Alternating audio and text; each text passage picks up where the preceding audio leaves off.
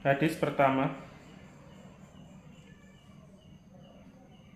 an Amiril Mu'minina Abi Hafsin Umar bin Al-Khattab radhiyallahu anhu qala sami'tu Rasulullah yaqulu innamal a'malu binniyat wa innama likulli imri'in ma nawa faman kanat hijratuhu ila Allahi wa rasulih fa hijratuhu ila Allahi wa rasulih wa man kana hijratuhu lidunya yusibuha aw imraati yankihuha fa hijratuhu ila ma hajara ilaihi. Dari Amirul Mukminin Abu Hafs Umar bin Khattab radhiyallahu anhu berkata, aku mendengar Rasulullah SAW bersabda, amalan-amalan itu hanyalah bergantung pada niatnya, dan setiap orang itu hanyalah akan dibalas berdasarkan apa yang ia niatkan. Maka barang siapa yang hijrahnya kepada Allah dan Rasulnya, maka hijrahnya kepada Allah dan Rasulnya. Namun barang siapa yang hijrahnya untuk mendapatkan dunia atau seorang wanita yang ingin ia nikahi, maka hijrahnya kepada apa yang ia niatkan tersebut. Diriwayatkan oleh dua imam ahli hadis, Abu Abdullah Muhammad bin Ismail bin Ibrahim bin Al-Mughirah bin Bardisbaha Al-Bukhari, dan Abu Husain Muslim bin Al-Hajjaj bin Muslim Al-Qushairi An-Naisaburi dalam dua kitab sahih mereka. Yang keduanya merupakan kitab yang paling sahih di antara kitab-kitab yang ditulis. Penjelasan, penulis rahimahullah memulai penyebutan hadis-hadis ini dengan hadis Umar bin Khattab radhiyallahu anhu, dan hadis ini telah disepakati kesahihannya. Hadis ini diriwayatkan oleh Al-Imam Al-Bukhari dalam sahihnya dan Al-Imam Muslim dalam sahihnya. Hadis yang disepakati kesahihannya merupakan hadis yang paling sahih di dalam hadis Rasulullah SAW. Penulis rahimahullah memulai karyanya dan menyebutkan hadis ini untuk mengingatkan pentingnya niat, karena bagi penulis dan selainnya dari setiap orang yang akan melakukan sebuah amalan sahih wajib untuk mengawalinya dengan niat yang ikhlas hanya untuk Allah Azza wa Jalla. Sebagaimana Al-Imam Al-Bukhari rahimahullah ketika mengawali kitab sahihnya dengan menyebutkan hadis ini pula sebagai peringatan pentingnya niat, bahwa wajib bagi penulis dan selainnya untuk mengingat hadis ini pada setiap amalan yang akan dilakukan. Ia ikhlaskan amalan tersebut hanya untuk Allah Azza wa Jalla, agar amalannya tidak menjadi amalan yang hanya membuahkan keletihan tanpa faedah. Hadis ini termasuk hadis jawami. Nabi SAW dikaruniai oleh Allah Azza wa Jalla jawami'ul kalim dan faslul kitab, yaitu beliau berbicara dengan kalimat yang ringkas namun terkandung dalamnya ilmu yang gharizah atau melimpah dan kebaikan yang banyak.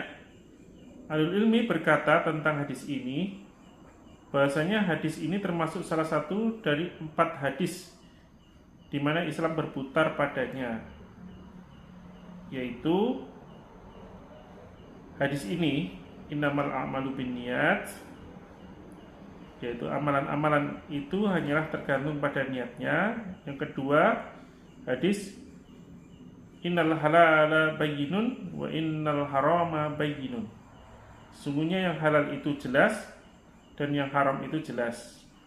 Kemudian yang ketiga, isdad fima fi aidin nasi yuhibbukan nasu.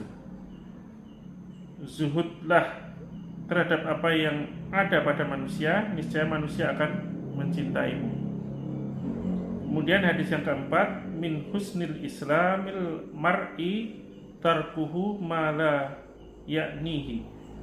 Termasuk kebaikan Islam seseorang adalah meninggalkan apa yang tidak memberi manfaat baginya.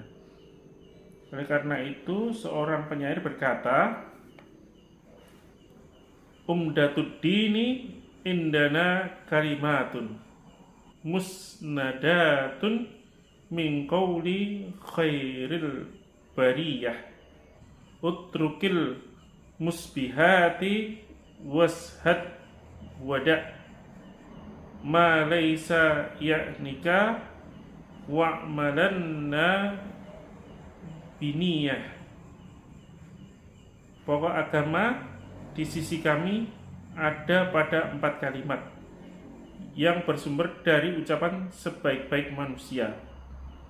Hati-hati dari syubhat, berlakulah zuhud, tinggalkan perkara yang tiada bermanfaat, dan beramal dengan niat.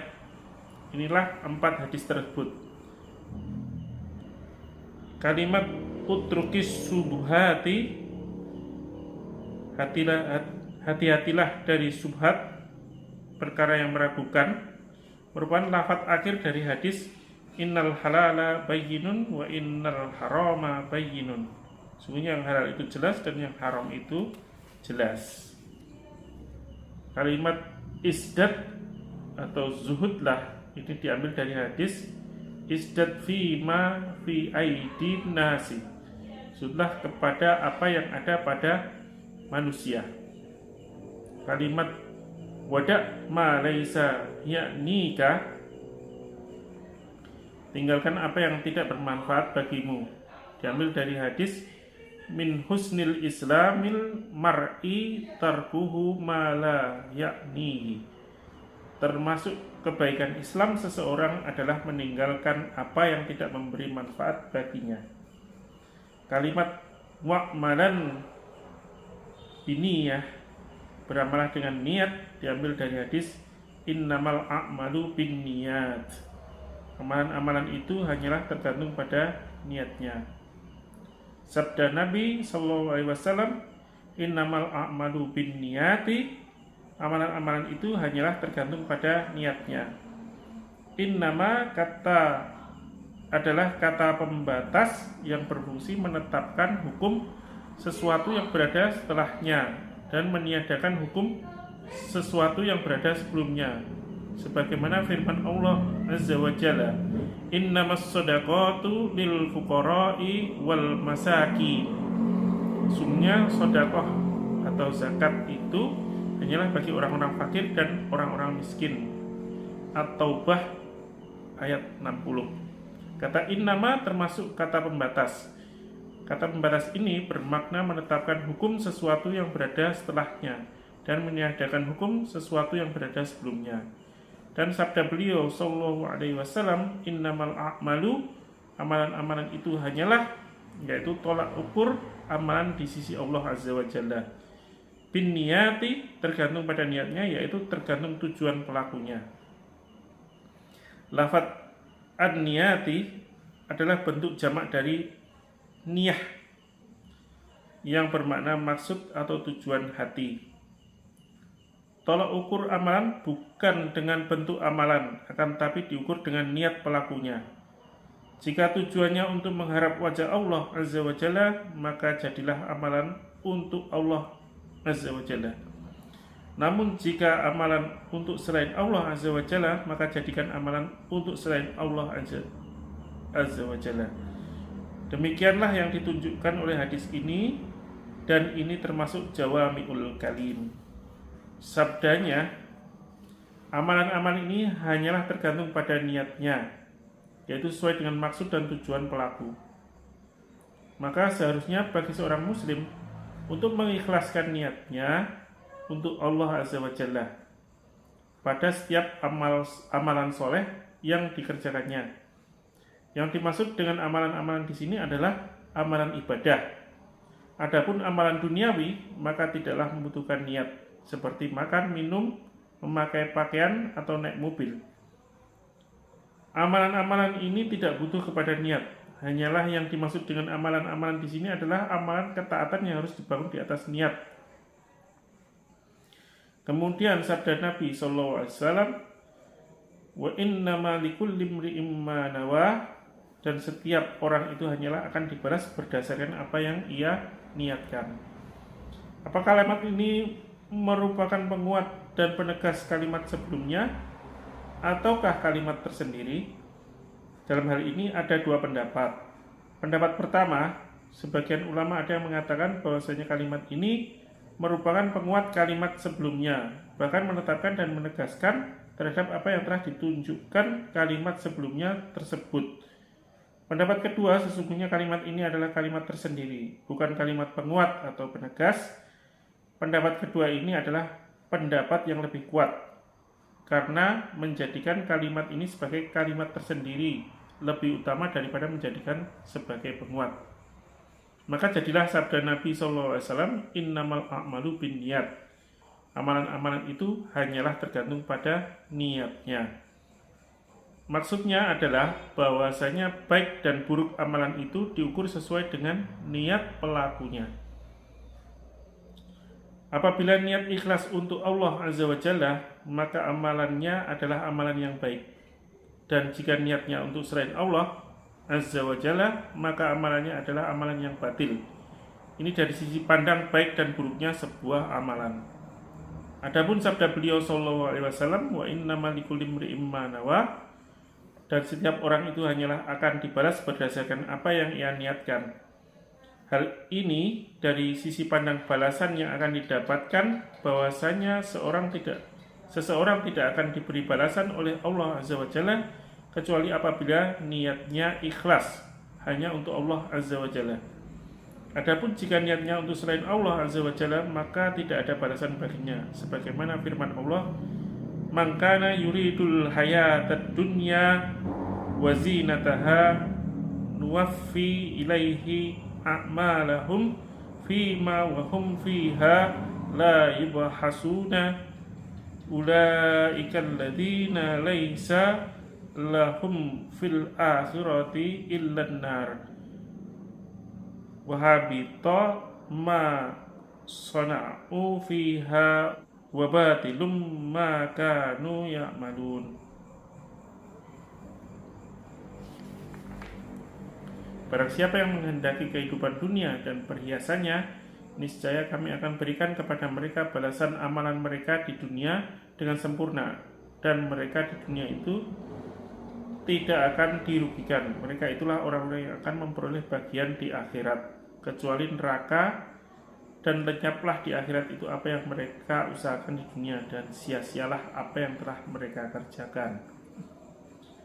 Dalam sebuah hadis Nabi sallallahu alaihi wasallam bersabda, inna awwalan nasi yuqda fihi yaumal qiyamati salasah rajulun istushhida wa tiya bihi fa'arrafahu ni'amahu fa'arafaha qala wa ma amilta fiha qala qataltu fika hatta kutiltu qala kadabta walakinnaka qatalta biyuqala huwa jari'un wa qad qila summa umira bihi fayushabu ala wajhihi hatta ulqiya finnar. Sungguhnya ada 3 golongan manusia yang akan diputuskan perkaranya. Pertama kali pada hari kiamat, seorang yang mati syahid, kemudian dia didatangkan dan ditampakkan kepadanya nikmat-nikmat yang dia dapatkan, maka dia pun mengakuinya. Lalu Allah berkata, apa yang telah engkau lakukan dengannya? Dia menjawab, aku berperang di jalanmu hingga aku terbunuh. Allah Azza wa Jalla berkata, engkau dusta. Akan tetapi engkau berperang agar dikatakan seorang pemberani, dan sungguh telah dikatakan yang demikian itu. Kemudian diperintahkan untuk menyeretnya di atas wajahnya hingga dilemparkan ke neraka. Kenapa dia dilemparkan ke neraka padahal dia terbunuh dalam pertempuran yang nampak dia berjihad di jalan Allah Azza wa Jalla? Jawabnya karena niatnya bukan untuk Allah Azza wa Jalla, akan tetapi niatnya agar mendapat pujian atas keberaniannya yang telah dikatakan, dan telah dikatakan yang demikian itu di dunia dia pun telah mendapatkan apa yang dia inginkan berupa pujian manusia padanya. Namun di akhirat ia tidak mendapatkan bagian apapun dari Allah, dan Allah Azza wa Jalla tidak berbuat zalim sedikitpun kepada manusia. Golongan yang kedua, warajulun ta'allamal ilma wa 'allamahu wa qara'al Qur'an wa utiya bihi li'arrifahu ni'amahu fa'arafaha qala ma 'alimta fiha qala ta'allamtu fikal ilma wa 'allamtuhu wa qara'tu fikal Qur'an faqala kadzabta walakinnaka ta'allamta liuqala huwa 'alimun wa qad qila wa qara'tal Qur'ana liuqala huwa qari'un faqad qila summa umira bihi fayushabu ala wajhihi hattal ulqiya fitnar. Dan seorang yang belajar dan mengajarkan ilmu serta membaca Al-Quran lalu ditentangkan dan ditampakkan nikmat-nikmat yang ia dapatkan, ia pun mengakuinya. Allah berkata, apa yang telah engkau lakukan dengannya? Dia menjawab, aku belajar ilmu dan mengajarkannya serta aku membaca Al-Quran hanya untukmu. Allah berkata, engkau dusta, tidaklah engkau mengajarkan ilmu melainkan agar dikatakan dia seorang alim, dan sungguh telah dikatakan yang demikian itu, dan engkau membaca Al-Quran agar dikatakan sebagai seorang qari, dan sungguh telah dikatakan yang demikian itu. Kemudian diperintahkan untuk menyeretnya di atas wajahnya hingga dilemparkan ke neraka. Ini termasuk perkara yang mewajibkan setiap penuntut ilmu untuk mengikhlaskan niatnya untuk Allah Azza wa Jalla dalam menuntut ilmu. Ia tidak berkeinginan agar dirinya disegani, tidak pula untuk mendapatkan pekerjaan duniawi atau untuk mendapatkan harta benda dengan ilmu dan pengajarannya. Niatnya hanya untuk Allah Azza wa Jalla. Hal ini karena menuntut ilmu serta mengajarkannya termasuk amalan soleh paling mulia, sehingga tidak boleh memalingkannya untuk selain Allah Azza wa Jalla dan menginginkan dunia dengannya. Yang diinginkannya hanyalah wajah Allah Azza wa Jalla. Adapun jika ia diberi harta, itu hanyalah sebagai ikutan saja, bukan sebagai tujuan. Ketika seorang yang Allah Azza wa Jalla berikan kepadanya harta, kemudian ia habiskan untuk kebaikan, ia menginfakkan harta itu dalam perkara-perkara kebaikan, sehingga terlihat ia adalah seorang yang banyak berinfak. Infak di jalan Allah Azza wa Jalla tidak diragukan lagi bahwa ia termasuk amalan yang paling utama. Rasulullah SAW kemudian bersabda, menyebutkan orang ketiga, warajulun wasa'allahu alaihi wa'atahu min